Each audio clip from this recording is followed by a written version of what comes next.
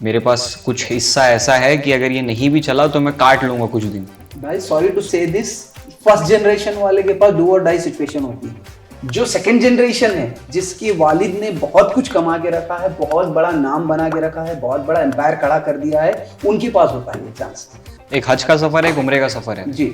दोनों में फर्क क्या है? हज is a very big responsibility, उम्रा उतनी बड़ी रिस्पॉन्सिबिलिटी नहीं है, बट हज की तरह ही रिस्पॉन्सिबल बना रहे हैं उम्रा को भी। अब ये वीजा प्रोसेस एग्जैक्टली होता क्या है? आपको वीजा चाहिए, they are not allowed to give the visa नहीं। वीजा के लिए first of all you have to submit the hotel bookings. Hotel bookings मुझे पहले सबमिट करनी है? Absolutely right.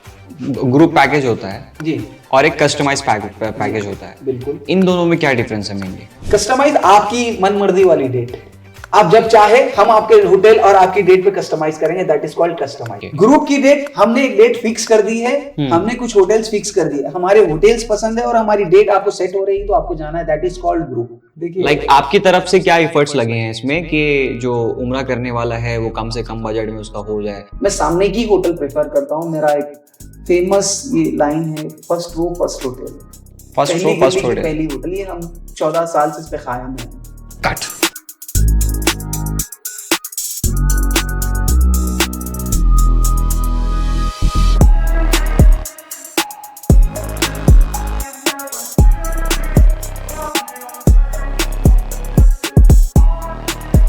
Hello and welcome to social sphere, another episode of T cast. आज का बहुत ही खास एपिसोड होने वाला है क्योंकि मक्का और मदीने का मुक़द्दस सफ़र जो हर किसी मुसलमान की ज़िंदगी में एक अलग अहमियत रखता है। भले ही आप किसी भी पेशे से जुड़े हुए हों, भले ही आपका इकोनॉमिकल जो लेवल है ज़िंदगी में वो कुछ भी हो, मगर गरीब हो या अमीर, हर किसी के दिल में एक चाहत होती है कि वो ज़िंदगी में एक मरतबा कभी ना कभी मक्का और मदीना का वो मुक़द्दस सफ़र अपनी ज़िंदगी में पाया तकमील तक पहुँचा सके। और इसी सफ़र के पीछे आप कह सकते हैं कि जिस शाहकार ने कई लोगों के इस सफ़र को पाया तकमील तक पहुंचाया है, सुप्रीम एयर ट्रैवल सर्विसेज के फाउंडर जनाब मोहम्मद तैयब वासिफ साहब हमारे साथ जुड़े हुए हैं। इस सफ़र को लेके क्या क्या उलझने हैं आपके जहन में, वो सवालात हम तक कुछ पहुँचे हैं। उन्हीं सवालात के साथ आज हम लोग तैयब साहब से बात करेंगे। तो कैसे हैं तैयब साहब आप? खैरियत से हूं साहब। होप आप खैरियत से होंगे। अल्हम्दुलिल्लाह। ये तो अपनी कंपनी के बारे में थोड़ा सा आप बताइए कि आपका सफ़र कैसे शुरू हुआ था, क्योंकि जो जहाँ तक मैंने आपकी जर्नी सुनी है काफ़ी उतार चढ़ाव से भरी रही है। कहाँ आपने कहीं पे फ्री सर्विसेज देते हुए अपने करियर का आगाज़ किया था और आज एक अच्छी खासी वेल एस्टैब्लिश कंपनी के आप फाउंडर हैं। अल्हम्दुलिल्लाह अल्हम्दुलिल्लाह अल्हम्दुलिल्लाह। ये दौरान सफ़र जो जहाँ से शुरू हुआ है वो पहले हज कैंप्स ईदगाह में लगा जाता था जी। I am talking about Chandrababu Naidu period. वो गवर्नमेंट थी आज से 25 इयर्स बिफोर की, 20 साल पहले वाली गवर्नमेंट। वहाँ पे ईदगाह में कैंप होता था। अभी हज हाउस में होता ना, that time there is no Haj house in Andhra Pradesh. Eidgah में, मीरालम ईदगाह है ना यहाँ पे, ईदगाह में हज का कैंप लगा जो हाजियों को जाते हैं। मैं किसी को छोड़ने के लिए गया था। वहां पे मैंने एक चीज देखी, लोग ज़ारो ख़तार होते हैं जो एक्सट्रीम लेवल पे रोते हैं और माफिया मांगते हैं। वो चीज मेरे दिल को छू गई और मैं बोला भाई लोग इतना क्यों रोते हैं, माफिया मांगते हैं। दुनिया के जितनी भी सारे दुश्मनियां हों, जितनी नाराजगियां हों, जितनी जो भी खलीशे हों, एक दूसरे को गले लगा के रो रो के माफिया मांगे जाते हैं। तो जब मैं बहुत छोटा था, I was in 6th class may be, तो मैं किसी के साथ गया था तो मुझे फील हुआ भाई ये ऐसा कौन सा काम है, लोग जा रहे हैं रो रो के, माफिया मांग के, दिल को साफ करके, गले मिल के, एक दूसरे से बिल्कुल आजिज़ी से पेश आके माफिया मांग के दिल को साफ करके जा रहे हैं। तो मेरे को भी यही काम करना है। जब माइंड में क्लिक हुआ था कि भाई ये मुझे काम करना है, वो काम हज और उम्रा का काम था। तो एक बार देखा था वो चीज़ दिल में अंदर बस के बैठ गई थी, घर बना दी थी। उसके बाद आगे बढ़ते गए, वालिद साहब ने न्यूज़पेपर में देख के, ऑनेस्टली बोल रहा हूँ, वालिद साहब ने न्यूज़पेपर देख के सेटविन ज्वाइन करा था। सेटविन गवर्नमेंट रिकग्नाइज सेंटर है हमारे हैदराबाद में, चौमोहल्ला पैलेस के बिल्कुल बाद।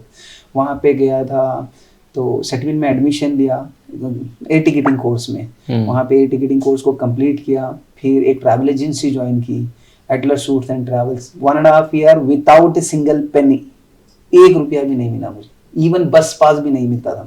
पर कंपनी बड़ी थी, इवन सलमान खान की टिकटिंग भी वहीं से होती थी। I am sure about this.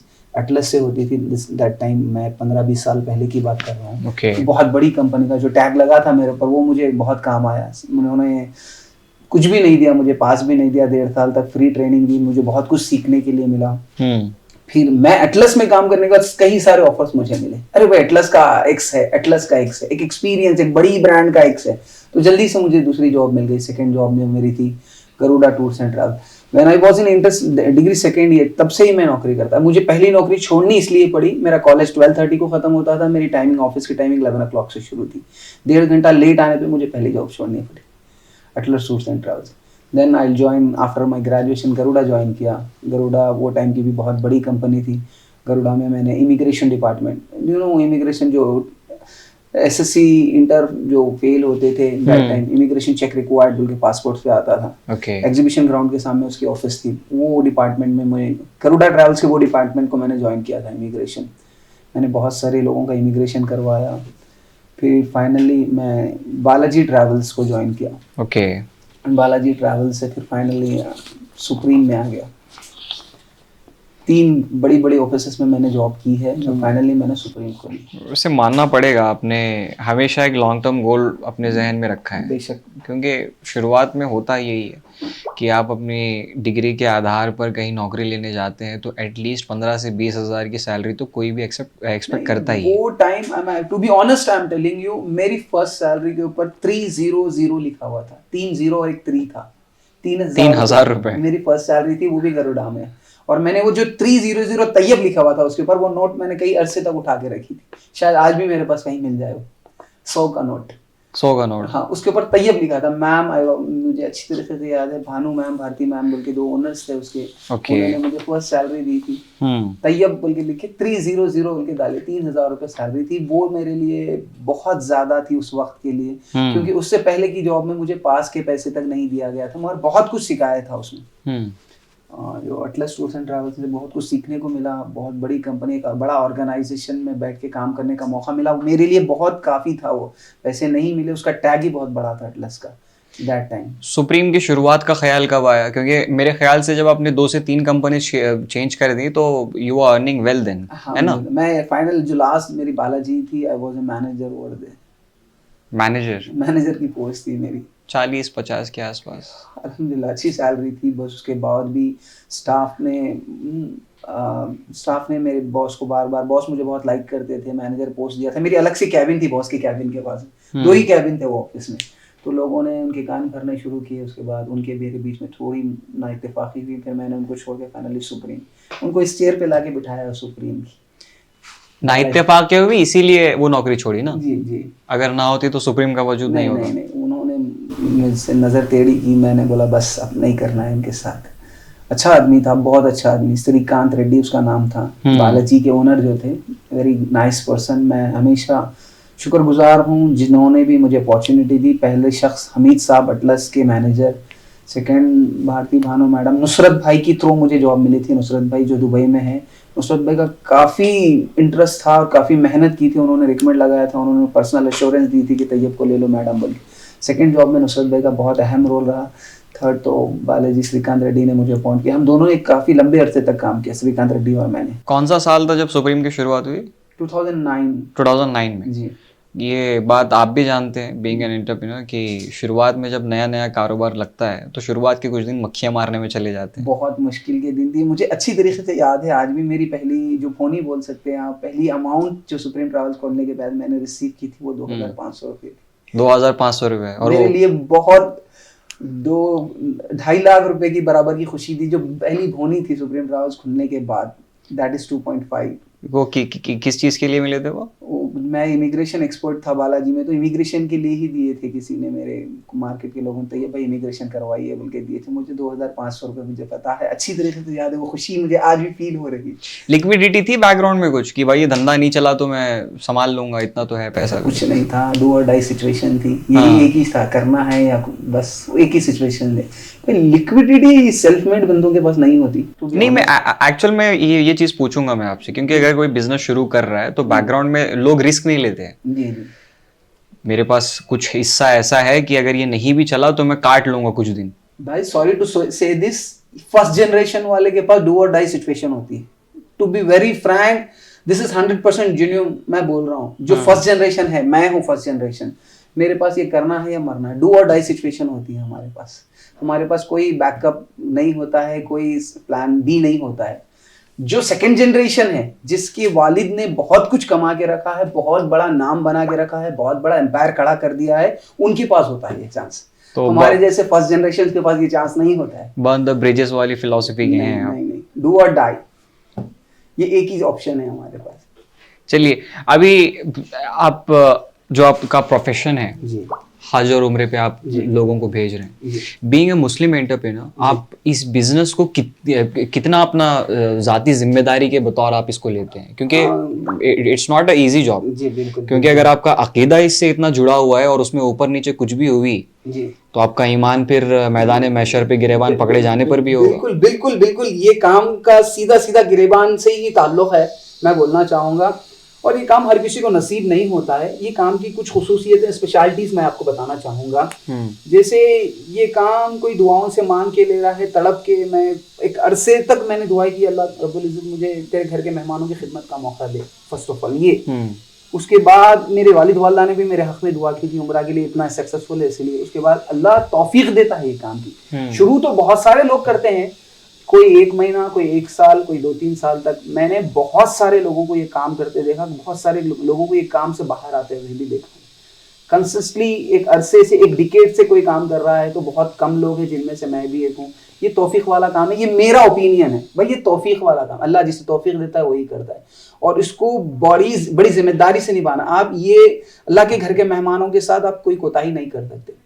एक इन शॉर्ट आपको बोल रहा हूँ, आपके घर पे कोई मेहमान आया तो आप उसको ड्राइंग रूम में बिठाएंगे, उसको चाय कॉफी पूछेंगे, जो भी है उसकी ख्याल करें। ये अल्लाह के घर का मेहमान आपको अपने हलाल पैसे ला कर दे रहा है, और उसको उसी के पैसों से उसको सर्विस देना है। हमारे जेब के पैसे नहीं लगाना है कुछ भी, उसके जो पैसे हैं उसी पैसों में आपको सर्विस देना है। कभी कभी लग भी जाते हैं, वो भी एक अपना ईमान का लेवल है भाई। आप कॉम्प्रोमाइज करेंगे, चीज़ों को नज़रअंदाज करेंगे, दूर की होटल लेंगे, खाना 2 कैटेगरी वाला लेंगे, या कुछ गड़बड़ करेंगे या नहीं। जो हमारी क्रेडिबिलिटी है, हम पहली गली की पहली होटल लेते हैं, इससे मशहूर है हम लोग, first row first hotel, English में बोल रहा हूँ। तो हम उसी पे टिके रहते हैं, चाहे हमारे कितना भी लॉस हो जाए। ओके, चलिए ठीक है, आप इतनी सारी बातें बता रहे हैं, आपकी जिम्मेदारी वाला काम है, you are earning through it. तो मुझे कुछ चीजें ऐसी बताइए कि आप अपने ईमान को, या फिर जो जिम्मेदारी आप बता रहे हैं कि अल्लाह ने मुझे तौफीक दी, आप उसको कैसे जस्टिफाई करेंगे? कोई ऐसा मौका है जहाँ आप अपने पैसे मैं दस्तरखान पे हूँ, आप मान लीजिए, ये हकीकत मान के चलिए, थोड़ी देर के लिए इमेजिन कीजिए, मैं जो अल्फाज बोल रहा हूँ एक एक अल्फाज सच है, मेरे मुंह में निवाला है, मैं खाना ले आऊँ।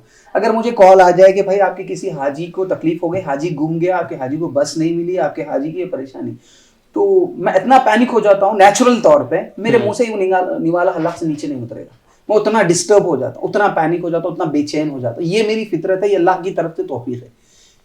ये मैं आपको जस्टिफाई करना चाहता हूँ। मेरी तबीयत में बेचैनी पैदा हो जाती है कि हाजी को तकलीफ हो जाए, मैं बिल्कुल बौखला जाता हूँ, तबीयत मेरी डिस्टर्ब हो जाती है, मैं बेचैन हो जाता हूँ जब तक हाजी मिल ना जाए, हाजी की प्रॉब्लम सॉल्व ना हो जाए।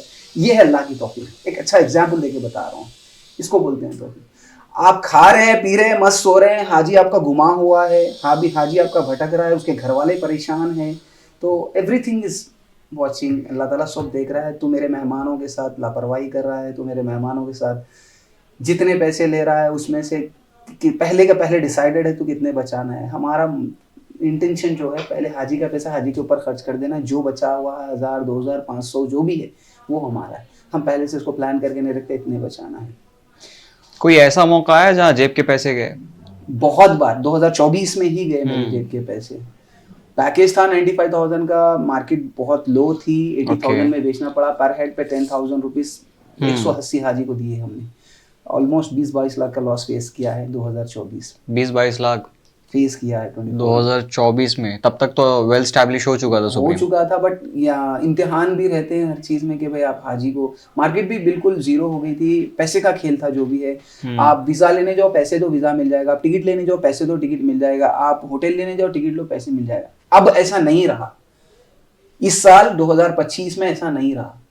आपको recognise by the government of Saudi Arab की जो टूरिज्म बोर्ड से रिकॉग्नाइज होटल चाहिए, वीजा के लिए होटल से अप्रूवल चाहिए, बहुत सारे चेंजेस आ गए। एक जेन्युइन एजेंट ही काम कर सकता है अब फिलहाल।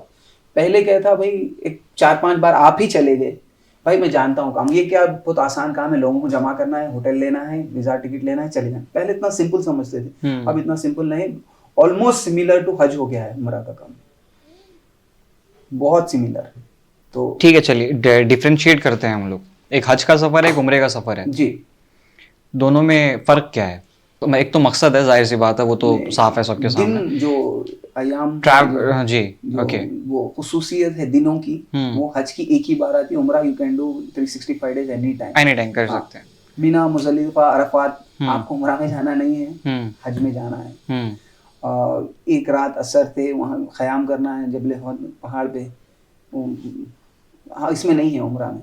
बहुत सारे, उम्रा बहुत शॉर्ट है, हज बहुत 5 दिन का सफ़र है। उम्रा आपका 5 घंटे में मुकम्मल हो सकता है। आपको हराम पहन के जाना है आपकी नेटिव प्लेस से। मैं लॉजिस्टिक्स और ट्रैवल्स में पूछ रहा हूँ डिफरेंस दोनों के। जी जी।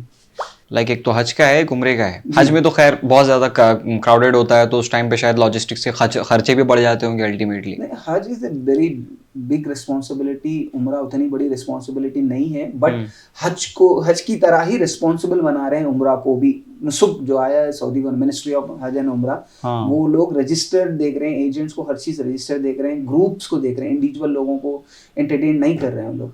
जो बंदे को उम्रा वीज़ा इस साल ओपनली आपको नहीं मिल रहा है, उसके लिए होटल बुकिंग कंपलसरी है, transportation compulsory. It's almost like कि भाई आपका पैकेज है तो आप वेलकम है, पैकेज नहीं है तो वी डोंट वांट बोले। इंडिविजुअली नहीं जा सकता कोई आदमी? अब जा रहा है मगर बहुत मुश्किल है। पहले 1 घंटे में वीजा मिल सकता था, हम 10 मिनट में भी वीजा निकाल के दिया। अब 48 घंटे उसका वो कर दिया। वीजा लेने से पहले आपको होटल पूछा जा रहा है, आपका ट्रांसपोर्टेशन पूछा जा रहा है, पहले ऐसा नहीं था। तो दे प्रिफर ओनली ग्रुप्स। जो पैकेज ले रहे हैं उन्हीं को वेलकम के लिए उनका जो चल रही है अभी पॉलिसी। तो क्या रीजन क्या है इसके पीछे? इंडिविजुअल लोग यहाँ वहाँ रुकते हैं, नॉन रजिस्टर्ड होटल में रुकते हैं, तो नुसुक के थ्रू हर काम हो, लोग का ऐसा प्लान चल रहा है और ऑलमोस्ट सक्सेस हो चुके हैं उसके अंदर 40 to 50%। नुसुक के थ्रू होटल लेना है। आपको पता है यूएस यूके का हज कैसा हो गया इस साल? Everything through with Nusuk. हमारे एशिया में हज हमारे ऑलमोस्ट हमारे हाथ में है अभी। आप यूएस में है, आप यूएस सिटीजन है, तो आपको हज लेना है तो नुसुक के थ्रू ही आप पैकेज लेना है, नुसुक के थ्रू ही वीजा अप्लाई करना है, नुसुक के थ्रू ही होटल लेना है, नुसुक के थ्रू ही आपको। ये नुसुक है क्या चीज? नुसुक इज अ प्लेटफॉर्म फॉर हज एंड उम्रा। सऊदी गवर्नमेंट मिनिस्ट्री ऑफ हज एंड उम्रा ने एक नुसुक बोल के प्लेटफॉर्म बनाया है, उसी के थ्रू ही आपको हज और उम्रा करना है। अभी कंप्लीटली इंप्लीमेंट नहीं हुआ मगर बहुत सारे कंट्रीज में हो चुका है। तो इसका इम्प्लीमेंट करने का मेजर रीजन क्या था? इट्स लाइक जो माइग्रेंट्स आ रहे हैं उनको लेके कुछ इनसिक्योरिटी है? नहीं, माइग्रेंट्स आ गए उनकी सिक्योरिटी नहीं है। हजारों लोगों के हाथ में जो काम है थ्रू आउट द वर्ल्ड, करोड़ों एजेंट्स है। उनसे नुसुक एक प्लेटफॉर्म पे आके, एक प्लेटफॉर्म से इंडिविजुअल लोग भी नुसुक के प्लेटफॉर्म पे आ जाए, एजेंट भी इनके प्लेटफॉर्म में आ जाए, सिंगल प्लेटफॉर्म से सारा काम हो जाए। उन लोग का इंटेंशन है रिकॉर्ड मेंटेन हो जाए, on one platform everything will be done. एक ही प्लेटफॉर्म से थ्रू लोग वो आपको देखते रहेंगे कि भाई ये बंदे की होटल भी इसमें है, इसका ट्रांसपोर्टेशन भी इसी में है, इसका पैकेज भी इसी में है, सब कुछ एक ही प्लेटफॉर्म से हो जाए। अब ये वीज़ा प्रोसेस एग्जैक्टली होता क्या है? क्योंकि उसमें जो रिकॉर्ड डॉक्यूमेंट्स होते हैं, एक पर्टिकुलर पर्सन जो जाना चाह रहा है उम्रे के लिए, क्या क्या दस्तावेजात लगते हैं और इसका प्रोसेस क्या होता है इजी फॉर्मेट में आप समझें? दिस 1447 हिजरी, ये हिजरी की बात कर रहा हूँ, करंट सिनारियो पे बात कर रहा हूँ। आपको वीजा चाहिए, they are not allowed to give the visa के लिए first of all you have to submit the hotel bookings. Hotel bookings मुझे पहले सबमिट करनी है? Absolutely right. Then you have to give your transportation. मैं कौन हूँ, क्या हूँ, मेरा हुकूमत की तरफ से दिया हुआ आइडेंटिटी कार्ड कुछ भी नहीं, पहले होटल बुकिंग का? पहले होटल बुकिंग चाहिए। अब पासपोर्ट चाहिए, पासपोर्ट के साथ साथ होटल बुकिंग चाहिए। फिर ट्रांसपोर्टेशन कहाँ से ले रहे हैं? ट्रांसपोर्टेशन और होटल बुकिंग के साथ देन आपको उम्रा मिलेगा, वीजा मिलेगा। पहले ऐसा नहीं था, आप सिर्फ पासपोर्ट कॉपी दो और वीजा ले लो, ऐसा था पहले। अभी आपको होटल कंपलसरी कर दिया गया है, ट्रांसपोर्टेशन कंपलसरी। होटल भी रजिस्टर्ड होटल जो गवर्नमेंट से अप्रूव्ड है, नॉन रजिस्टर्ड होटल्स नहीं। और वो कैसे पता चलेगा रजिस्टर्ड है? लिस्ट दे दिए हैं ना वो लोग, मिनिस्ट्री के कई साइट है, उस पे लिस्ट है कि भाई ये होटल लेना है, ये होटल नहीं लेना है। रजिस्टर्ड होटल्स लेना है, अप्रूव्ड होटल मिनिस्ट्री बाय हज एंड उम्रा से जो अप्रूव्ड होटल है वही लेना है। इसके बाद में आपका जो ग्रुप पैकेज होता है जी, और एक कस्टमाइज पैकेज होता है, बिल्कुल। इन दोनों में क्या डिफरेंस है मेनली? कस्टमाइज आपकी मनमर्जी वाली डेट, आप जब चाहे हम आपके होटल और आपकी डेट पे कस्टमाइज करेंगे, दैट इज कॉल्ड कस्टमाइज। तो मैं इंडिविजुअल भी हो सकता हूँ और ग्रुप के साथ भी हो सकता हूँ? आपकी फैमिली के 10 मेंबर है, 14 मेंबर है, 6 मेंबर है, आपकी डेट आपकी hotel, that is called customize package. Okay. Group की डेट हमने एक डेट फिक्स कर दी है, हमने कुछ होटल्स फिक्स कर दिए, हमारे होटल्स पसंद है और हमारी डेट आपको सेट हो रही है तो आपको जाना है, that is called group. Customize means on your choice, your particular date and your hotels, that is called customize. और दोनों में कॉस्ट ऑब्वियसली कस्टमाइज का ज्यादा ऑलमोस्ट पड़ता है। Double floss. ग्रुप की डेट में ऑलमोस्ट 1 लाख रुपए का जो खर्चा है आपको यहाँ पे 2 लाख हो जाएगा कस्टमाइज। क्यों, ऐसा क्यों? हम जो होटल्स लेते हैं 3 स्टार 4 स्टार नॉमिनल, जो कस्टमाइज कराते हैं लोग वो 5 स्टार ही प्रेफर करते हैं। तो ऑलमोस्ट होटल्स का डिफरेंट होता है। हम बस लेके आते हैं पूरी 40 मेंबर्स को एक ही बस में लेके जाते हैं, आप कस्टमाइज करते हैं। जीएमसी होना है हमारे एक मशहूर, जीएमसी गाड़ी चाहिए मुझे बोल के रिकमेंड कर दिए थे, मैंने बोला ठीक है भाई, GMC with juices and water मैंने उनको सवाई दी। तो it's like a VIP thing ना, कस्टमाइज पैकेज वाला। Customize is a VIP. Customize आप हमारी पर्टिकुलर डेट, हमारी convenient date on and my selected hotels 5 stars हैं, उसमें ये चाहिए, हरम व्यू चाहिए मुझे, मेरी डोर में से मेरे होटल के क्लास में से काबा व्यू चाहिए, हरम व्यू चाहिए, सिटी व्यू चाहिए, क्या चाहिए, दैट इज कॉल्ड कस्टमाइज। हमारी पसंद की होटल, हमारी पसंद के सारे कस्टमाइजेशंस। खैर वीव की बात तो होगी, स्नैपचैट का, सोशल मीडिया का दौर चल रहा है, तो Haram view, Kaaba view, that is called अपनी पसंद की होटल, अपनी पसंद के date, that is called customize. हमारी ये डेट है, ये होटल है, आप एग्री हो रहे हैं, दैट इज कॉल्ड ग्रुप। एक हमारे व्यूवर्स की क्वेश्चंस पे भी मैं आता हूँ। सऊदी कोटा सिस्टम क्या होता है? हज का कोटा सिस्टम, देखिए हज का कोटा हमारे पास 1,52,000 इंडिया के लिए अलर्ट किया गया है। ओके। जिसमें से 90% हज हाउस को दिया जाता है। ऑलमोस्ट जो 50-60 हजार है पूरे इंडिया के, ऑल ओवर इंडिया के प्राइवेट टूर ऑपरेटर्स को दिया जाता है, पीटीओस को। सिर्फ 10%? नहीं, 60,000, 1,52,000 था अभी तक। हाँ, तो 90,000 हज हाउस को दिया जाता है, पूरे ओवरऑल इंडिया के हज हाउस को दिया जाता है। जो 60,000 है पूरे प्राइवेट टूर ऑपरेटर्स में डिस्ट्रीब्यूट होता है। ओके। तो वो उसमें से ऐसे प्लान्ड होता है कुछ, या उसके लिए प्लान्ड होता है? जो जितना सीनियर है उनको 200 है, उसके बाद 150, 100, 50 न्यू कमर्स को 50, ए बी सी ऐसे कुछ। टेबल के नीचे से? नहीं, ऐसा कुछ नहीं है। नहीं, कोटा सिस्टम बहुत स्ट्रिक्ट है, ऐसा मुश्किल है। कौन डिसाइड करता है कि कितने, कौन से ट्रैवल्स को कितनी देनी है? आपके डॉक्यूमेंट डिसाइड करते हैं कि कितने साल सीनियर है आप, कितने साल से जीएसटी पे कर रहे हो, आपके पास कितना एक्सपीरियंस है, आपने कितना काम किया है और कितना शो किया है सेंट्रल गवर्नमेंट। पक्का इन्हीं बेसिस पे होता है? ऑलमोस्ट। कुछ तो झोल होता ही होगा obviously. I don't know, but एक लेडी मिनिस्टर के टाइम पे बहुत सारे झोल हुए, मैंने सुना। थोड़ा सा तो खुल के बताइए तैयब भाई, कुछ तो हुए हैं झोल अंडर द टेबल, अभी थोड़ा बहुत कुछ होता है, बट 98% तो डॉक्यूमेंटेशन बेस्ड, सीनियरिटी बेस्ड पे ही होता है।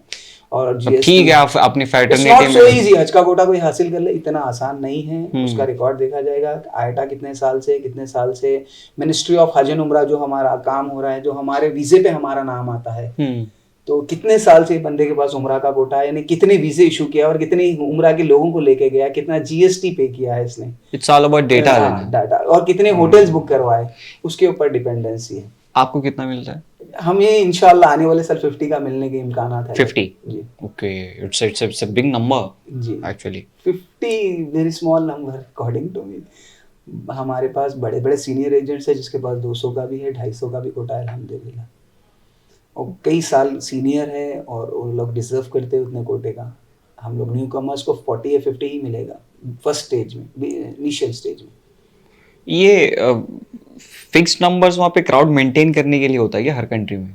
नहीं, आपकी कैपेबिलिटी कितनी है, आपने पिछले साल कितना काम किया, कितना जीएसटी किया और कितना एक्सपीरियंस है, आप कितने लोगों को हैंडल कर सकते हैं। नहीं, मैं बोल रहा हूँ कि सऊदी का कोटा सिस्टम जो है, जैसे कंट्री वाइज तो अलग है, इंडिया का 152 है, पिछले साल कम भी हो गया था, बहुत छोटा कर दिए थे उसको नंबर्स को। 140 मतलब 30-35 करोड़ मुस्लिम पॉपुलेशन है यहाँ पे। डिवाइड करके कंट्री वाइज कोटा होता है, कंट्री वाइज होता है, उसमें मुस्लिम्स पॉपुलेशन को देखते हुए ऐसा भी है। इंडोनेशिया को बहुत ज्यादा कोटा है, मलेशिया को भी अच्छा खासा है, ऐसा भी है, कंट्री वाइज कोटा है। ओके। पॉपुलेशन के बेस पे इंडिया का भी अच्छा खासा कोटा है, मगर 1-2 साल से कोटे में नीचे ऊपर चल रहा है।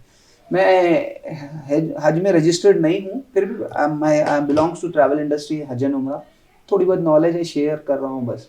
क्या मतलब अभी आप जैसे बता रहे हैं कि 50 मिलने के इम्कानात हैं, उसके लिए फुल्ली प्रिपेयर्ड हैं आप? बिल्कुल बिल्कुल प्रिपेयर्ड हूँ, जीएसटी पे कर रहा हूँ कई साल से, और 5 इयर्स से मिनिस्ट्री ऑफ हज एंड उम्रा का मेंबर हूँ। और अल्हम्दुलिल्लाह हमारे वीज़े पे हमारा ही नाम आता है, ये बहुत बड़े एजाज़ की बात है मेरे लिए। भाई मेरे पास बहुत सारी बड़ी बड़ी अचीवमेंट नहीं है, मगर अल्लाह के घर के मेहमानों के ऊपर मेरा नाम है, वीज़े के ऊपर जो दिल से लगा के आंखों से चूमते हैं, अरे भाई अल्लाह के मुबारक सफ़र पे जा रहे हैं। आपका नाम होता है इन द सेंस, मतलब क्या? सुप्रीम है, I will show you if you want. या बिल्कुल बिल्कुल। प्लीज। तो लाइक अगर कोई और ट्रैवल से अगर कोई बुक कर रहा है तो वो ट्रैवल एजेंसी का नाम नहीं आता है नहीं नहीं नहीं, ये जिसके पास मिनिस्ट्री ऑफ हज एंड उम्रा जो है, ये हमारे मोहम्मद सिराज हैं। जी जी जी, ये देखिए, ये देख लीजिए आप, ये किसका नाम है वीज़े के ऊपर, एक्सटर्नल एजेंट पे किसका नाम? Supreme travel services. ये उम्रा का वीज़ा है, मिनिस्ट्री ऑफ हज एंड उम्रा की तरफ से है, सऊदी अरब से। इसके ऊपर हम फकीरों का नाम है, हमारी कंपनी का नाम है। ये सबसे बड़ी दौलत है मैंने जो कमाई है आज तक, बस ये मैं मानता हूँ। तो ये जो मिनिस्ट्री ऑफ हज एंड उम्रा से जो अफिलिएट होता है 5 इयर्स से कंटिन्यू है हम लोग। ओके, तो उसमें मुद्दत है कोई इतने सालों से जो कंटिन्यू रहेगा, उसी पे एक्सटर्नल एजेंट पे नाम है? चेकलिस्ट है, क्राइटेरिया है उसमें, अगर आप फिट होते हैं तो बराबर मिलेगा आपको। आईटा होना जरूरी है, आपको इतने साल का experience, so many category, bank से लेटर है, उसका भी चेकलिस्ट है बहुत सारी। उम्रा की जितनी चेकलिस्ट है ऑलमोस्ट उससे 4 टाइम्स एक्स्ट्रा हज की चेकलिस्ट है। वो डॉक्यूमेंट्स फुलफिल करेंगे आप तो। अब आईटा पे बात आ ही गई है तो वो भी बता दीजिए, क्योंकि किसी भी ट्रैवल एजेंसी से फ्रॉड से, स्कैम से बचने के लिए अक्सर ये बात चेकलिस्ट में शामिल की जाती है कि पहले ये जरूर जांच लें कि आईटा अप्रूव्ड है कि नहीं है। अच्छा, जैसे हमारे आज ओला उबेर है, तो उसके पीछे से एक वो लगा रहे हैं लोग कि भाई ये ड्राइवर के डिटेल्स है, स्कैनर है, ये इसका नंबर है, क्योंकि ये वेरीफाइड है। क्या है? Verified. No need to worry, भाई इससे आपको कोई खतरा नहीं है। इसी तरह आईटा भी है हमारा, एयर ट्रांसपोर्ट एसोसिएशन, कि भाई ये बंदे ने सारी चीजें, इसको जो जो लाइसेंस की जरूरत है, labour license, municipal license, trade license, सारे लाइसेंस सबमिट करके आईटा का एक बड़ा वाला लाइसेंस हासिल किया है। आईटा ऑलमोस्ट जेन्युइनिटी, इंडस्ट्री की जेन्युइनिटी। तो ये गवर्नमेंट रन है या प्राइवेट है? नहीं नहीं, ये हमारे कनाडा में इसकी हेड ऑफिस है, थ्रू आउट दी वर्ल्ड है, ये किसी कंट्री से एफिलिएटेड नहीं है।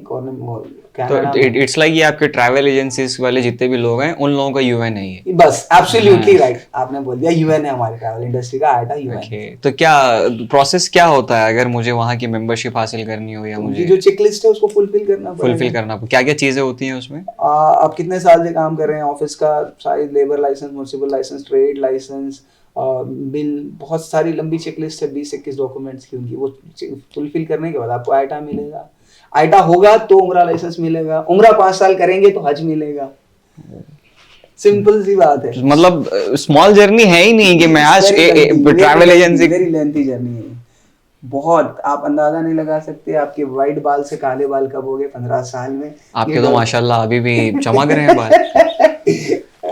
वैसे उम्र कितनी हुई है आपकी?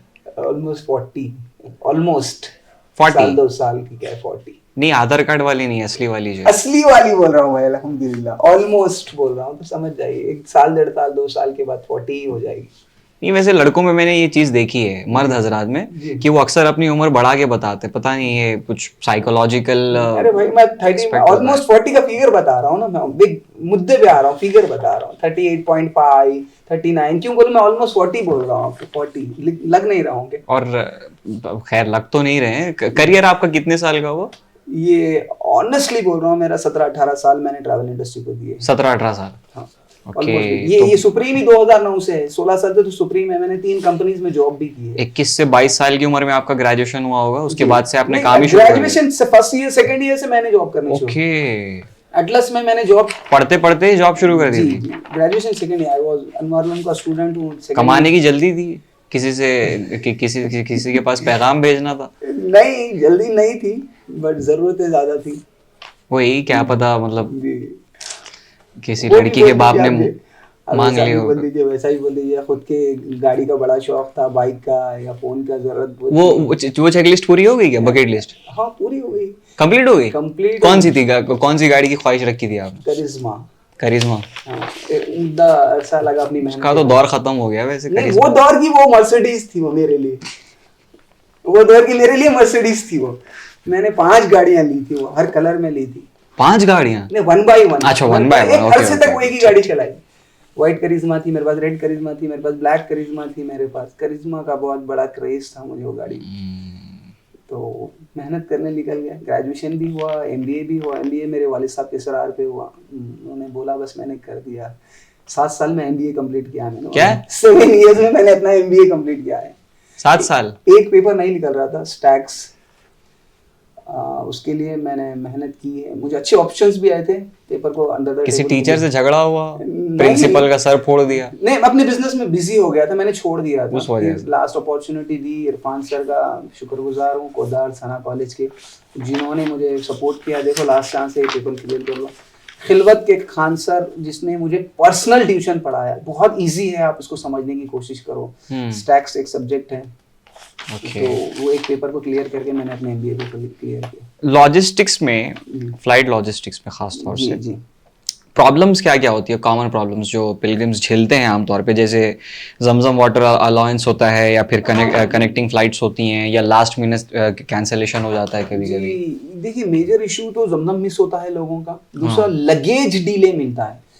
देखिए भाई, सर्विस, उम्रा की सर्विस, मैं होटल आपको अच्छी नहीं दे रहा हूँ तो मेरा फॉल्ट है, मैं आपको खाना सही नहीं खिला रहा हूँ तो मेरा फॉल्ट है। अगर किसी का लगेज भी डीला हो जाता है तो बोलते हैं ट्रैवल एजेंट की गलती। वो ट्रैवल एजेंट की गलती नहीं है, वो एयरलाइंस का डीले है, एयरलाइंस की तरफ से डीले। ये लोग मानने के लिए तैयार नहीं। लगेज डीले हो जाए तो हम ही रिस्पॉन्सिबल है, जमजम डीले हो जाए तो भी हम ही रिस्पॉन्सिबल है, सारी चीज़ों के लिए हम ही रिस्पॉन्सिबल है। तो क्यों होता है, क्यों है ये? लोड ज़्यादा होने पे वो लोग सेकेंड, उसके बाद वाली नेक्स्ट फ्लाइट में भेजते हैं जमजम। ऐसा होता है, मगर पब्लिक की डांट हमें खानी पड़ती है। नेक्स्ट फ्लाइट में भेज देते हैं? भेज देते हैं, मिल जाता है, कहीं घूम नहीं जाता है। Okay. वेरी रेयर केसेस में मिस होता है, ऑलमोस्ट 99% तो कलेक्ट होता है। जमजम वैसे फ्री होता है ना? हाँ, या नहीं, 10-11 रियाल का है जमजम। 10-11 रियाल? जी हाँ, ऑलमोस्ट इंडिया के आपको।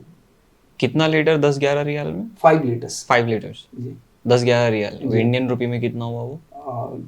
ईच रियाल 24, 10 रियाल के 250 रुपए तकरीबन। हाँ, 250 रियाल में 5 लीटर। 5 लीटर? क्यों?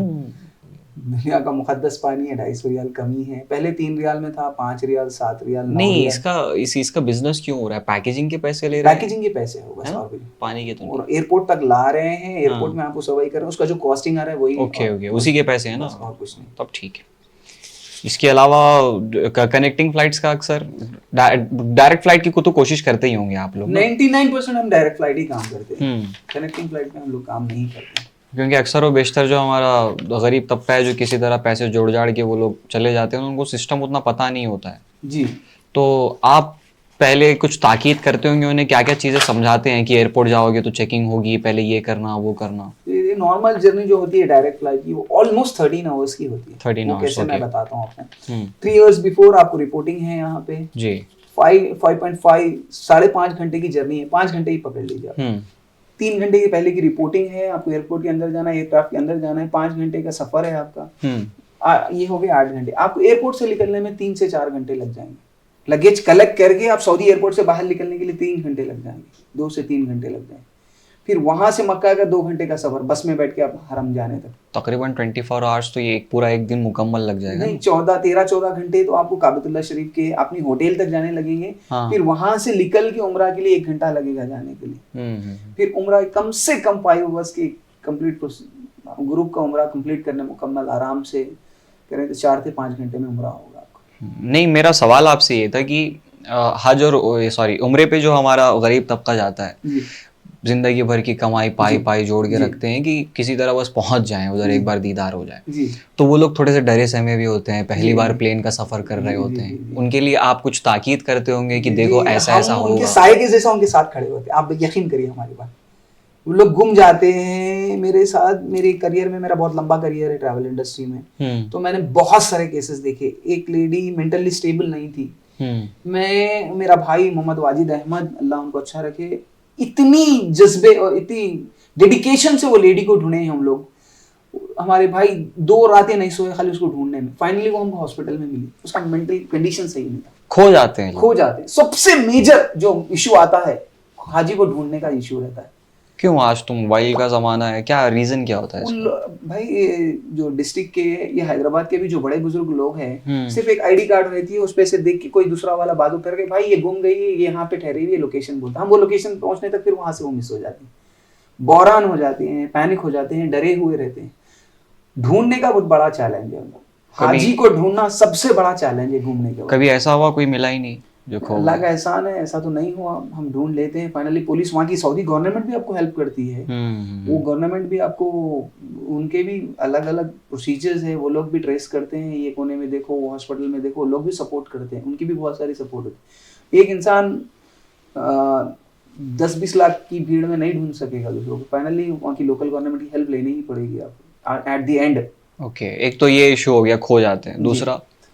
दूसरा ये लोगों को अपने, मैं तो देखा, मैं जब मेरा करियर स्टार्ट किया तो पीपल कांट से लिफ्ट, दे से झूले को लेके जाके नीचे दे छोड़ दे बेटे। मैंने वहां से अपनी सर्विस को शुरू किया है और वहां से दुआएं ली है लोगों की। बेटा उमूमन लोगों को 8th फ्लोर 9th फ्लोर पे रूम मिलता है जो 50+ होते हैं, हैदराबाद के हो या कहीं और डिस्ट्रिक्ट के हो, तो they are little bit worried कि भाई नीचे एग्जैक्टली ग्राउंड फ्लोर पे जाके गेट कैसा होटल के बाहर निकलना है, हम कहीं और ना चले जाए, तो बेटे जरा झूला खोल देना, बेटा जरा नीचे तक छोड़ के आना। मैंने वहां से अपनी सर्विस को स्टार्ट किया है, अल्लाह रब्बुल इज़्ज़त देख रहा है, इसीलिए आज यहाँ तक पहुँचे। वहाँ से हमने लोगों की सर्विस की है, डाउन टू अर्थ होके लोगों का साथ देते हैं। लोग बरहम भी हो जाते हैं, नाराज़ भी हो जाते हैं, गुस्सा भी करते हैं, सब कुछ झेलते हैं, कभी कभी बहुत ज़्यादा भी गुस्सा कर देते हैं, तो हम भी अल्लाह की रज़ा के लिए खामोश बैठ जाते हैं। हर कोई नहीं करता, 80% 90% लोग बिल्कुल काम होते हैं, बिल्कुल अपना नमाज, अपना खाना और अपना हरम इबादतों में मशगूल होते हैं। एक 10% लोग थोड़े से बड़े बूढ़े चिड़चिड़े टाइप के बीपी शुगर पेशेंट, तो बस उनको सह लेते हैं। मैंने वहाँ से सर्विस देखी है, मैंने लोगों की लिफ्ट तक खोल के दी है झूला। अच्छा, ये जो उम्रे पे जो हजरात जाते हैं जी, कॉमन गलतियां क्या होती हैं जो अक्सर लोग करते हैं? देखिए, अगर ग्रुप जो हम जाने से पहले, हम होटल में पहुंचने के बाद उनको एक मौलम साहब को बुला के उनको उम्रा के सारे तरीक़े समझाते हैं। उम्रा के मुकम्मल तरीक़े बहुत सारे लोगों को नहीं पता होते हैं, ऑलमोस्ट 60% लोगों को मालूम भी होते हैं। Okay. कि बाद मैंने देखा है हमारे ग्रुप के नहीं, अदर ग्रुप के लोगों को 7 तवाफ़ करके भी एक बच्चा वापस आ गया था, हमारे ग्रुप का नहीं था, उसको सही नहीं मालूम, सफ़ा मरवा के 7 चक्कर लगाना, उसके बाद हलफ करवाना सर का बाल, तो मुकम्मल प्रोसीजर हम लोग ग्रुप में ही कंप्लीट करते हैं पूरा। ग्रुप में ही कंप्लीट करते हैं कि भाई 7 तवाफ़ करना है, 2 रकात नफिल नमाज पढ़ना है, फिर जमजम पीना है, फिर सफ़ा मरवा जाना है, 7 चक्कर लगाना है, सफ़ा मरवा के हलफ करके घर आके बस करना। तो पूरे ग्रुप को हम लोग लीड करते हैं, फॉलो करते हैं कि पूरों का उम्रा बराबर हो जाए, बुक्स देते हैं। एक अच्छी बात सुप्रीम की ये है, सुप्रीम ने खुद एक कार्ड बनवा के रखा है। मार्केट से बुक्स तो मिलती हैं, वो भी देते हैं हम लोग साथ साथ, हमने खुद एक तरीकों का कार्ड, भाई ये फर्स्ट स्टेप है, रोमन में बनवाया। कार्ड है? बिल्कुल है ना सर। तो ये आपका कार्ड है? जी बिल्कुल। ये सारे इंस्ट्रक्शंस इसमें लिखे हैं। ये मीडियम ऑफ लैंग्वेज आपने ये क्यों चुना, रोमन? मोस्ट ऑफ द हैदराबादीज की यही तलाश होती है कि भाई हमें उर्दू से अलावा रोमन में इजी टू अंडरस्टैंड, रोमन में मिल जाए स्टेप बाय स्टेप, तो हमने बनवाया है इसको। बड़ी मेहनत और मशक्क़तों से, उलमा की मदद से इसको बनवाया है। स्टेप बाय स्टेप है पूरा, 1 by 1। 1-2 पढ़ दीजिए आप, मुझे अच्छा लगेगा। यहाँ पे अरकान उम्रा में आपने पूरा डिफरेंशिएट किया है। पहला स्टेप है, फिर दूसरा, तीसरा, चौथा, पांचवा, छठा, फिर लास्ट तक है। ये बहुत इजी हो जाएगा अंडरस्टैंड। आने वाले वक्त में कार्ड्स भी बनवा के देंगे, स्टेप 1 कार्ड, स्टेप 2 गले में ही डाल के भेजेंगे। ज़बान तो बड़ी आसान है वैसे कि किसी को भी दिक्कत ना हो जाए। तो ये आप हर उम्रा करने वाले के 100% देते हैं, 100% उम्रा करने वालों को ये हम कार्ड देते हैं। ये समझ जाए, गलती ना हो, हमारी कोशिश है, अल्लाह कबूल कर ले बस हमारी कोशिशों को। इस्तिलाम हजर अस्वद, रुकन यमनी, मुल्तज़िम, मुकाम इब्राहिम, सही है। खैर, तो इसके बाद अब थोड़ा सा हम लोग इस पे आ जाते हैं। इसको कॉस्ट एफिशिएंट बनाने की आपने कोशिश की है कभी? देखिए, आपकी तरफ से क्या एफर्ट्स लगे हैं इसमें कि जो उम्रा करने वाला है वो कम से कम बजट में उसका हो जाए? हालांकि आपके पास अलग अलग होंगे ही पैकेजेस अकॉर्डिंग टू उनकी सहूलत। देखिए बिल्कुल थोड़ा सा डिफरेंट आ रहा है अमाउंट का, 2-3 हजार 4,000 रुपए होटल आपकी बहुत दूर हो जा रही है, तो मेरा ये मानना है, ये मेरा सजेशन है भाई, तो 3,000 रुपए बढ़ के पे कर दो। जब आप 70,000 दे रहे हैं, 80,000 दे रहे हैं, 85,000 दे रहे हैं, तो 90 दे दो उसकी जगह, बिल्कुल खरीद लो, तो आपकी नमाजें मिस नहीं होगी, हरम की नमाजें मिस नहीं होगी। बिल्कुल छोटे से अमाउंट में बहुत ज्यादा तकलीफों का सामना करना पड़ रहा है, तो मैं उसके लिए रेडी नहीं होता हूँ। मैं सामने की होटल प्रेफर करता हूँ। मेरा एक फेमस ये लाइन है, फर्स्ट रो फर्स्ट होटल, पहली होटल, ये हम 14 साल से इस पे कायम है। हरम से कितने कदम की दूरी पे है वो? पहली गली की पहली होटल, पहली गली हिजरा वाली होती है, रोड नंबर, मैं डोर नंबर 1 से बात कर रहा हूँ। डोर नंबर 1 से कबूतर चौक जो है, वहां से जो पहली स्ट्रीट आती है वो हिजरा है। हिजरा की पहली होटल मनारुल हुदा है, हमने उसमें 14 साल से स्टे किया है। पहली मनारुल हुदा, मनारुल हुदा ओके। इसमें हजारों लाखों, अगर ये कोई देख रहा है हमारे पास से जो हाजी गए, वो लोग बोले हाँ यही होटल थी हमारी। तो अगर इतना एक कीमत बचाने के लिए कितना दूर जाना पड़ता है वैसे?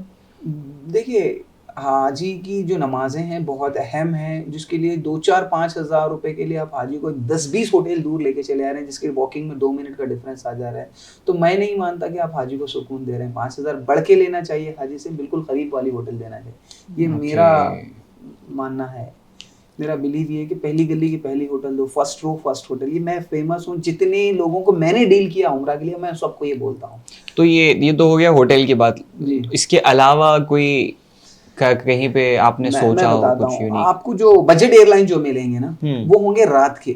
ओके। ये जो ह्यूमन साइकिल जो चलता है ना, रात में इंसान को नींद आती है, जो रात में सोते हैं, तो रात की फ्लाइट जब लेके हाजी जाता है, 4-5 हजार 8,000 का डिफरेंट आता है, तो उसकी बैटरी दिन में जब उम्रा करता है, रात भर जग के रात में फ्लाइट ले रहा है, फ्लाइट लेके फ्लाइट में थोड़ा बहुत सो रहा है, फिर सुबह फजर में फ्लाइट उतर रही है, रात में 3 बजे फिर होटल जा रहा है, फिर वहां से उम्रा, तो आपकी बैटरी, मोबाइल की बैटरी ब्लिंक हो जाती है, लास्ट में पूरी ड्रेन हो जाती है ना, वो मूवमेंट पे उम्रा मैं नहीं करवाना चाहता। इसीलिए मैं डायरेक्ट फ्लाइट्स लेता हूँ, रात के फ्लाइट्स को अवॉइड करता हूँ, सस्ते फ्लाइट्स को।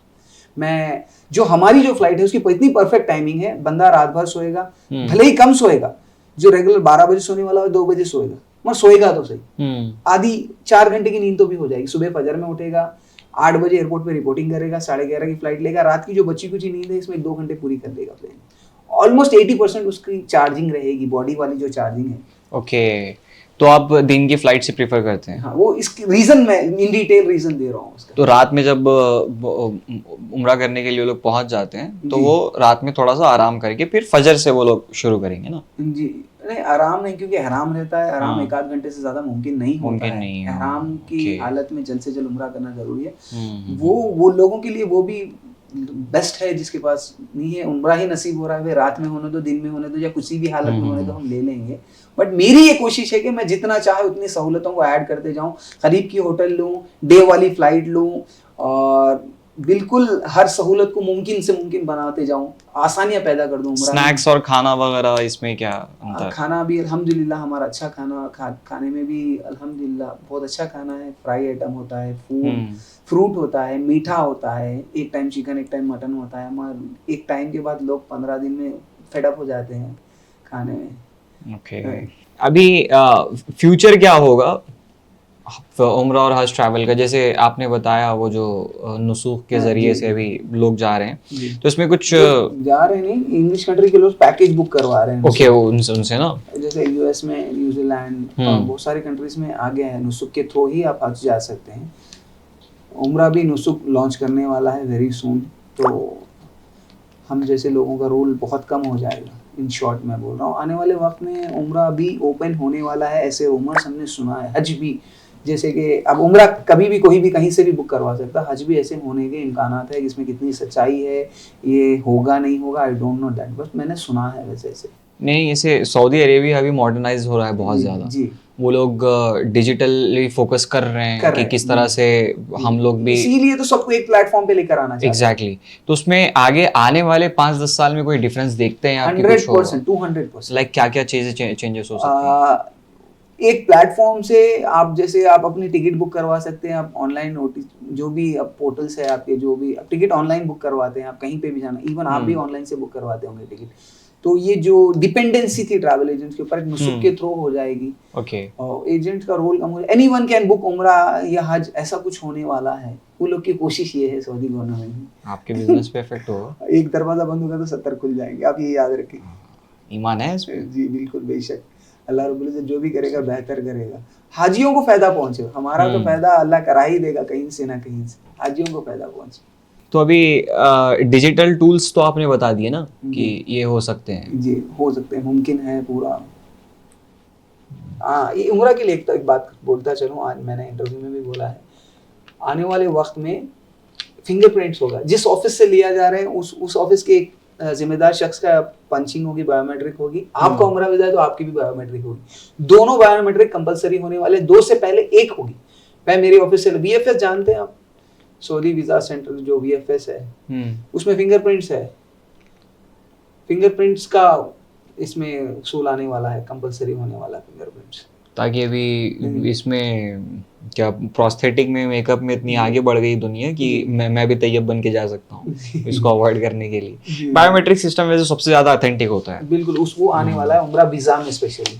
आने वाले वक्त में बायोमेट्रिक के ऊपर बहुत सारा काम हो रहा है, मे भी इम्प्लीमेंट हो जाए या नहीं हो, बट बायोमेट्रिक्स आने वाला है। जिस आप ऑफिस से वीजा ले रहे हैं, ऑफिस के एक जिम्मेदार शख्स का वीजा, इवन मेरा ही समझ लीजिए, आप सुप्रीम से वीजा ले रहे हैं तो मेरा पंच होना है, मेरा पंच होने के बाद आपकी बायोमेट्रिक लगेगी, दोनों की बायोमेट्रिक के बाद ही वीजा निकले। 2 बाद में कंपलसरी किया जाए, उससे पहले एक बायोमेट्रिक कंपलसरी किया जाएगा। मेरा बायोमेट्रिक लगेगा तो ही वीजा निकलेगा। चलिए चीज़ों को थोड़ा सा सम अप करते हैं। मुझे उम्रा करना है, मैं सुप्रीम एयर ट्रैवल क्यों चूज करूंगा बाकी एजेंसीज को छोड़ के? मैं 1-2 मिसाल देना चाहूँगा आपको। नॉर्मल पानी में और बिस्लरी में आप बिस्लरी क्यों लेते हैं? ये this is normal water and this is Bisleri, क्यों लेते हैं आप बिस्लरी? मेरा सवाल है, मैं आपका जवाब दूंगा। ओके, ब्रांड है तो पानी अच्छा होता है, उसका रिलेबल है, ट्रस्ट है। उसी तरह सुप्रीम भी एक ब्रांड है, ट्रस्टवर्दी है, रिलेबल है, धोखा नहीं देता है और बहुत टाइम से काम कर रहा है, एक्सपीरियंस है, इसीलिए उम्रा सुप्रीम से करना चाहिए। एक पॉइंट हुआ जी। सुप्रीम एक ब्रांड है, जैसे आपने बोला एक ब्रांड है पानी, बिस्लरी एक ब्रांड है, ट्रस्टवर्दी है, धोखा नहीं होगा, ब्रांड है तो। दूसरा, सर्विसेज अच्छे मिलेंगे, एक्सपीरियंस है। तीसरा, बेस्ट जो कमिट करेंगे वो फुलफिल करेंगे। चौथा, वापस आते वक्त ऐसे वैसे कोई चीज, एक बड़ा ब्रांड है ना, तो ऐसी वैसी कोई आपको सामान देने के लिए फोर्स नहीं करेंगे। पूरे इंटायर करियर में हमने किसी को कुछ नहीं मंगाया, किसी से एक सुई भी नहीं मंगवाई।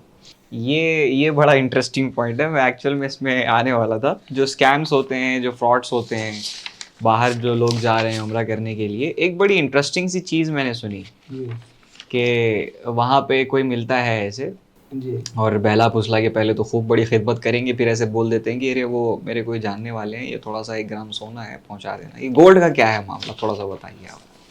देखिए, ये हमने तो कभी किया नहीं है, अल्लाह गवाह है इस बात का, और हमको इसके बारे में आइडिया नहीं है। हमने भी आपकी भी उतना सुना है, आप तो बाहर वाले, हम तो इंडस्ट्री वाले हैं भाई, जो इवन बिल्कुल सस्ते पैकेज लेते हैं जिसमें वीजा टिकट के ही पैसे होते हैं। जब वीजा टिकट आप सऊदी अरब का ले लीजिए, 60,000 में वीजा टिकट, मैं आपको 60,000 में पैकेज दे दूं पूरा, तो कैसे कवर होगा? कैसे कवर होगा? आपकी वीजा टिकट में आपको पैकेज दे रहा हूँ, सोच हैरान कर देगी आपको। इसमें होना नामुमकिन है, इसमें हाईली इम्पॉसिबल है 60,000 या 70,000 में उम्रा पैकेज। तो अब ये पैसा कवर करना है तो स्मगलिंग से।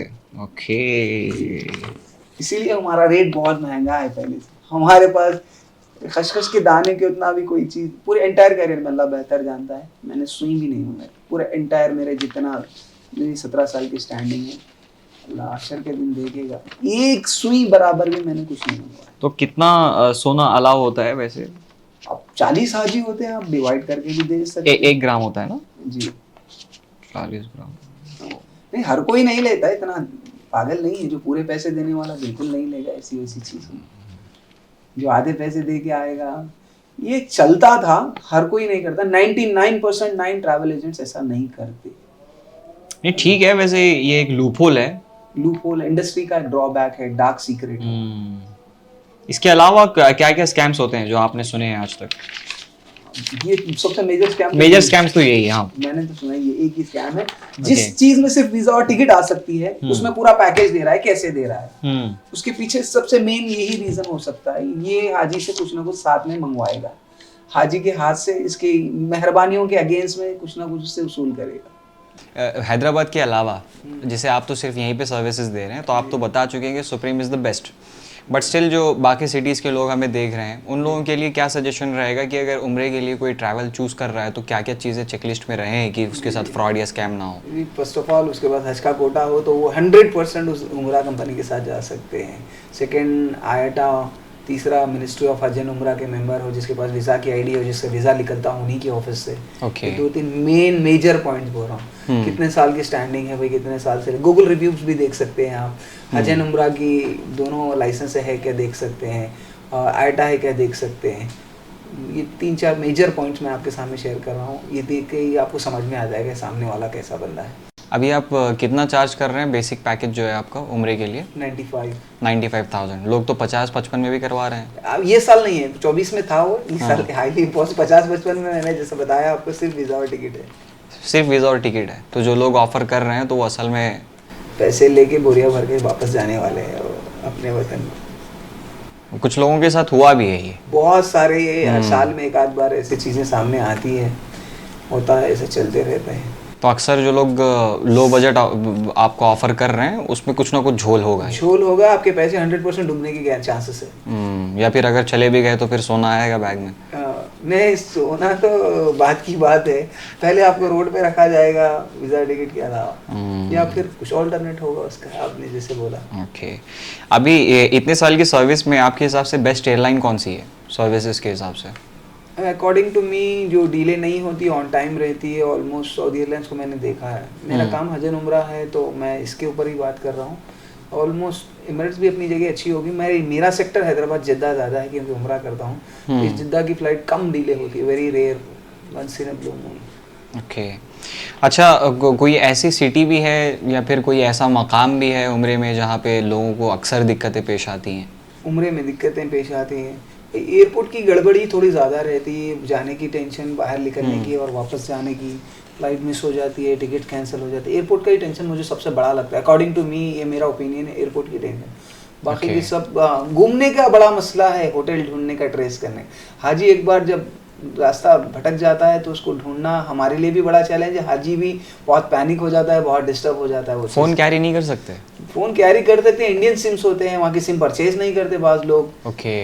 वो सबसे बड़ा मेजर इशू हो जाता है। तो अगर आईडी कार्ड हो लकीली तो उसके ऊपर हमारा कॉन्टैक्ट नंबर होता है, किसी को बोल के कॉल करवा सके, वही पोजीशन, वहीं ठहरे रहें, लोकेशन दे के फिर हम वो लोकेशन पे आके उनको ढूंढते हैं। सबसे बड़ा मेजर इशू तो लोग घूम जाते हैं, ये मुझे लगता है। तो उसके लिए आईडी कार्ड एक होता है गले, आईडी है जिसमें बेसिक इन्फॉर्मेशन होती है, बेसिक नेम, कॉन्टैक्ट नंबर, सारी बेसिक इन्फॉर्मेशन। क्योंकि कम्युनिकेशन भी नहीं हो पाता है तो एटलीस्ट आदमी वो कार्ड देख के। वो कार्ड कौन सी लैंग्वेज में होता है वैसे?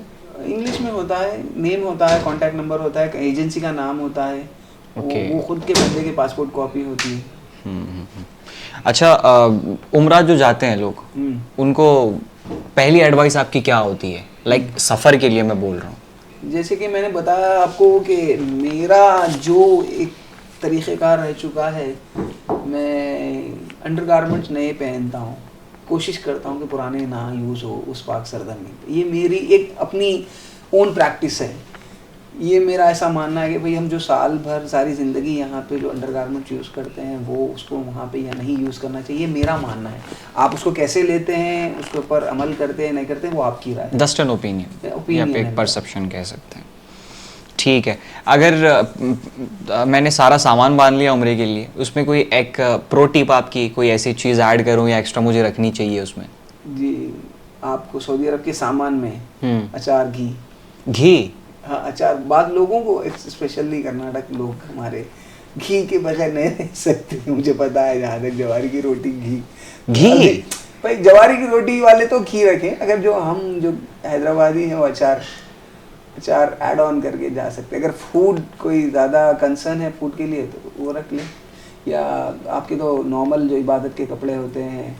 मुझे ईयरबड की आदत है, मैं ईयरबड कैरी करता हूँ कंपलसरी। प्लेन में वो जो एटमॉस्फेरिक प्रेशर की वजह से जो आवाज़ें होती हैं घूम करके, जी, वो तो सही है।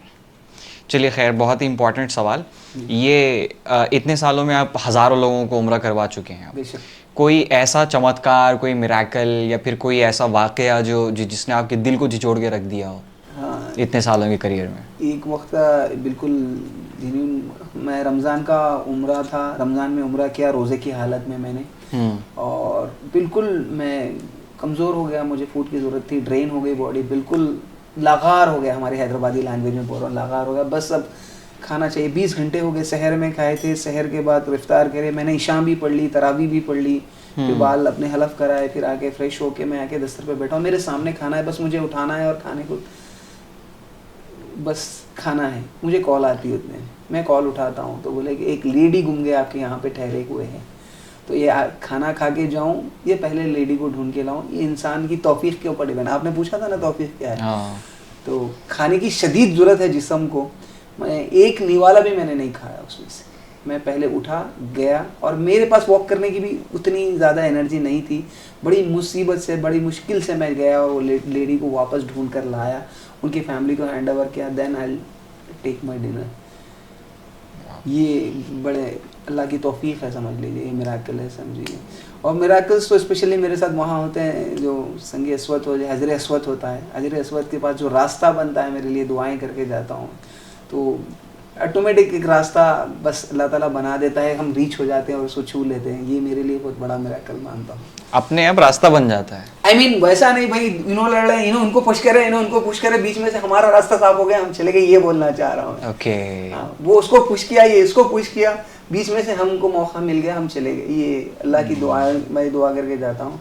अल्लाह ताला हर साल बुला रहा है, वहाँ पे एतिकाफ में बिठा रहा है, ये बहुत बड़ी अल्लाह का एहसान अजीम है, ये अल्लाह मौका दे रहा है। पब्लिकली नहीं बोलना चाहता था, ये मेरा पर्सनल है, बट ये मेरे लिए मिराकल है, समझ लीजिए। हर साल मुझे मौका मिलता है एतिकाफ में बैठने का, वहीं पे हर साल रमज़ान में जाने का मौका मिलता है, आखिरी अशरा गुजारने का मौका मिलता है। पूरा आखिरी अशरा आप वहाँ गुजारते हैं? अल्हम्दुलिल्लाह, कई साल से अल्लाह ताला ये मौका दे रहा है, वहीं पे गुजर रहा है आखिरी अशरा। लास्ट 10 डेज़ तो 100%, वैसे मैं 2 साल से अभी 16 डेज़ 15 डेज़ के लिए जा रहा हूँ, पहले तो पूरा महीना वहीं गुजरता था, बट एतिकाफ नहीं बढ़ता। अब कुछ सालों से 4 साल से तो एतिकाफ में चल रहा है मामला। कहा भी जाता है कि तुम आए नहीं हो, बुलाए गए हो। बेशक ऐसा ही कुछ है मेरे साथ भी। ये इतने साल की जो ईमानदारी से सर्विसेज की, उसका मौका मिलता है। अच्छा, जो सेलिब्रिटी इंडोर्समेंट में बिलीव करते हैं आप? अभी सिराज भाई को भेजने के बाद तो थोड़ा मुझे भी बिलीव होने लगा, भाई ये शख्स फ़ायदा होता है, फ़ायदा हो सकता है। कौन कौन गया है आपकी सर्विसेज, जो सेलिब्रिटीज़ वगैरह कौन कौन यूज़ कर सानिया चुके मिर्ज़ा हैं? ने दुबई के वीज़ाज़ लिए हैं हमसे, और ये सिराज भाई उम्रा का पैकेज लिए हैं, और बहुत सारे ब्यूरोक्रेट्स हैं, एथलीट्स हैं, बहुत सारे लोग हमारे पास से सर्विसेज लिए हैं। ओके, फ़ायदा होता है उससे? हाँ, अगर वो कम फॉरवर्ड करके हमारे सर्विसेज को जेन्युइनली पब्लिकली बोलें तो उससे फ़ायदा होता है। बाज़ लोग नहीं बोलना चाहते, सर्विसेज लेना चाहते हैं, फ़ायदा उठाना चाहते हैं, मगर बोलना नहीं चाहते। बाज़ लोग बिल्कुल बोलते हैं, हर बार बोलते हैं, हमारे साथ खड़े होते हैं। लास्टली इसमें सेलिब्रिटी वाली लिस्ट में एक और नाम है जी, जिसने इनॉग्रेशन किया था आपका, जी। बैरिस्टर असदुद्दीन ओवैसी। तो मैं जानना चाहूँगा ऐसा क्यों होता है हैदराबाद में कि अक्सर दुकानें उन्हीं के हाथों रिबन कटती है? आपने क्यों बुलाया था, आप अपना बताइए। बड़ा चेहरा है, काबिल तरीन शख्सियत है, एक बड़ी इमेज है, वो असद साहब से बड़ी किसी की भी नहीं है। उनसे करवाना ही उनके बेस्ट है, the last point up to the mark Asad sahab से ही करवाना है। आप वोटर हैं 100% मैनी इयर्स। आज लोकसभा के चुनाव में आपने वोट डाला होगा? 100% मैंने अपने फेसबुक पे फोटो भी पोस्ट किए, हम मैं फलकनुमा पैलेस का रहने वाला हूँ, मेरे वालिद so many years लोग का शौक है, यही रहा मामूल, नॉट मी। यहाँ के लाखों नौजवान, लाखों उनके। सबसे अच्छी चीज क्या लगी उनकी? अच्छा साहब, मैं एक चीज से बहुत इम्प्रेस हूँ, उनकी टाइम की पंक्चुअलिटी को देखकर। पंक्चुअलिटी, एक इतनी बड़ी शख्सियत इतना टाइम को कैसे मेंटेन करती है, मुझे समझ से बाहर। रात में 1:30 बजे तक रूमर्स थे साहब हैदराबाद में, साहब हैदराबाद कब लैंड हुए, कब हैदराबाद को आए, कब आराम किए, कब फजर पड़े, कब नाश्ता करे, हमारे पास टाइम पे अवेलेबल थी। ये एक चीज से मैं रियली इम्प्रेस हूँ, सबके सामने बोलना चाहता हूँ। असद साहब से सीखना चाहूंगा तो उनकी पंक्चुअलिटी की जो काबिल तारीफ पंक्चुअलिटी जो फॉलो कर रहा हूँ मैं, वो एक चीज से मैं बड़ा इम्प्रेस हूँ। ठीक है, आपने एक अच्छी चीज बता दी, अगर खराब चीज बताइए। पर्सनल बताऊं या I don't know any political background, मैं पॉलिटिक्स में ज्यादा हूं नहीं तो मुझे मालूम नहीं। ठीक है, मगर एटलीस्ट देखिए, कामिल तरीन शख्सियत तो एक ही थी, नबी करीम सल्लल्लाहु अलैहि वसल्लम की ज़ात। जी बाकी हर किसी में कुछ अच्छी चीजें कुछ खराब चीजें, और वही इंसान का फितरी तकाजा भी। तो ऐसी बात तो है नहीं कि ऐसा तो वैसे साहब में कुछ खराबियां नहीं होंगी, बिल्कुल है खराबी। आपको कोई चीज खराब लगती होगी आपके नजरिए में? अपॉइंटमेंट लगने का जो प्रोसीजर है थोड़ा टफ लगा मुझे। कौन सा? अपॉइंटमेंट, आपको जो इनवाइट करने का जो प्रोसीजर है Okay. क्यू में ठहरने का, थोड़ा सा वो मुझे हर्ट कर गया। ये क्या यार, क्यू में ठहरना है जाके साहब से, तो वो मुझे हर्ट किया। हाँ, लास्टली तैयब साहब, जितने भी नौजवान हैं, जी खासकर मुस्लिम तबका, जी किसी एक बिजनेस में आ रहा है, जी आपका मशवरा उनके लिए क्या रहेगा कि वो अब दीन और दुनिया दोनों को बैलेंस करके कैसे चले? और अगर बिजनेस की शुरुआत करनी है तो उसके लिए पहले क्या क्या नुकात हैं, क्या क्या पॉइंट्स हैं ऐसे जो अपने जहन में गांठ मार के रखें? पहले तो इस्तिखारा करके अल्लाह की मदद मांग ले, अल्लाह से दुआएं करे, अल्लाह के सामने मारूजा रखे, पहला पॉइंट है। अल्लाह को शामिल किया जाए। जी नहीं, अल्लाह की मर्जी से अल्लाह से गिड़गिड़ाए, अल्लाह तू राजी हो जा हम जो काम कर रहे हैं, तू इसमें बरकत दे दे, इसमें कामयाब कर दे, तू इससे राजी हो जा मौला। दूसरा, माँ बाप को नाराज ना रखें। ये दो बड़ी अहमियत वाली चीजें, ये दो के बगैर आप इंसान कभी कामयाब नहीं हो सकते। बाद ही ये दो पॉइंट्स के बाद ही अपनी काबिलियत है, अपना हार्डवर्क है, अपनी कोशिशें हैं, अपनी काविशें हैं, अपनी जो भी सेल्फ कॉन्फिडेंस है, सब इसके बाद। पहले अल्लाह राजी हो जाए, उसके बाद माँ बाप की दुआएं लग जाए, देन नसीब खुद ब खुद चल जाते हैं। मेरा ऐसा मानना है, नसीब के लॉक्स ओपन हो जाते हैं। जब किसी भी काम में हाथ डालो, डेडिकेशन होना चाहिए, हार्ड वर्किंग होना चाहिए, पंक्चुअल होना। There is no shortcut in success, मैं बोलना चाहता हूँ। नहीं, 17 साल मैंने सुप्रीम को दी। आप बोल नहीं सकते मेरी पर्सनालिटी, लेकिन 2009 का वो ले लीजिए आप प्लीज, नीचे लेटा है वो ले लीजिए। 2009 और that time this is government of Andhra Pradesh. मैंने 17 साल इसको ही दिए। एक अजीब चीज देखता हूँ, मैंने 17 ईयर्स एक ही जगह पे टाइम दिया है। कभी गफलत से मैं कोई जगह पे चले जाता हूँ तो मेरे दिमाग में कैसे अजीब अजीब सवाल आते हैं। 5 बजे का वक्त, चारमीनार बस ऐसा दिखता है, मुझे ऐसी खुशी होती है छोटे बच्चे में।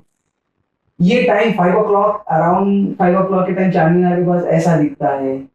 मैंने कभी गया नहीं, मैं ज्यादा वक्त यहीं पे बैठता हूँ, पूरी लाइफ यहीं पे निकाला है। तो कभी इत्तेफाक से once in a blue moon मैं निकल जाता हूँ बाहर, अरे 5 बजे चारमीनार ऐसा दिखता है। टाइमिंग से चारमीनार को दिखता है, हाँ ऐसा दिखता है। मैं कुछ छोटे बच्चों के साथ खुश होता। मैंने जिंदगी की सारी चीजें इसके लिए कुर्बान की है, सैक्रिफाइस, कामयाबी कुर्बानी मांगती है। आपकी वक्त की, आपकी कंफर्ट जोन की, आपकी जो प्रायोरिटीज है, जैसे मैं क्रिकेट का बड़ा शौकीन हूँ, आपकी नाइट आउट्स की, सारी चीज़ों को, आपकी दावतों की, ये सारी चीज़ों की कुर्बानी मांगती है कामयाबी, जब ही जाके कामयाबी हासिल होती है। आप सारे कंफर्ट जोन हैं, आप खेल रहे हैं, आप इंजॉय कर रहे हैं, आप खा रहे हैं, शायद ही वो किस्मत वाले होंगे उनके साथ साथ उनको कामयाबी मिल जाए। इतना तो मैं बोलता हूँ, कामयाबी कुर्बानियां मांगती है। जितने भी कामयाब या स्ट्रगलिंग बिजनेसमैन से मैं मिला हूँ, उनकी एक फिलॉसफी जरूर रही है जी कि अब भलाई लौट के आती है। आपका बिलीव है इसमें? 100%, 200% लौट के आती है। 101%। बड़ा मज़ा आया आपसे बात करके, और मैं अपने व्यूवर से भी उम्मीद करता हूँ कि उनकी कई सारी उलझनें दूर हुई होंगी। कुछ मशवरा हो, कुछ तनकीद हो, कुछ फीडबैक हो, कमेंट सेक्शन में ज़रूर रखिए, चाहे मेरे मुताल्लिक़ हो, चाहे तैयब भाई के मुताल्लिक़ हो, क्योंकि हम लोग बेहतर से बेहतरीन की तरफ सफ़र करने में विश्वास रखते हैं, और उसका सफ़र अक्सर मशवरे से ही होता है, तनकीद से ही होता है, मगर शर्त यह है कि तनकीद बराए इस्लाह हो, इस्लाह करने के लिए हो, नुक्ताचीनी करने के लिए ना हो। लहजे को मलहूज़ रख के अगर किसी को गाली भी दी जाए तो उसके बदले में वह सुना जा सकता है। और आपके सजेशंस हमारे लिए बहुत इंपॉर्टेंट हैं। अगले एपिसोड में अगर आप किसी ख़ास मेहमान को देखना चाह रहे हैं, कोई ऐसा मुद्दा जिसके इर्द गिर्द के सवाल आपके मन में गूंज रहे हों, तो वो भी हमारे सामने रखिए। हम लोग कोशिश करेंगे इंशाल्लाह कि वो भी आप तक पहुँचाए जाएँ। तैयब भाई, सुप्रीम ट्रैवल एजेंसी और हज हाउस के बिल्कुल हज हाउस तेलंगाना में भी है। हाँ, ओनली वन हज हाउस इन तेलंगाना। हज हाउस की दीवार और मेरी बिल्डिंग की दीवार दोनों एडजस्ट है। Opposite Red Rose Palace, Chapel Road, Nampally. Haj house के बिल्कुल बाजू अपोजिट रेड रोज पैलेस है हमारे ऑफिस का। ये नई ऑफिस है हमारी, ये बाजू पुरानी वाली ऑफिस थी हमारी। तो इट्स अप टू यू, जितनी भी बातें सुनी होगी आपने, अगर आपको ट्रस्टवर्दी लगता है तो I recommend you the supreme travels for better journey. खैर, वीडियो अच्छा लगा तो लाइक कर देना, अपने दोस्तों तक पहुंचा देना। अगर लगा हो कि कुछ वैल्यू ऐड हुई है तो सोशल से सब्सक्राइब भी ज़रूर कर देना। और बाकी फिर मिलते हैं अगले एपिसोड में नए टॉपिक के साथ, नई चटपटी बातों के साथ।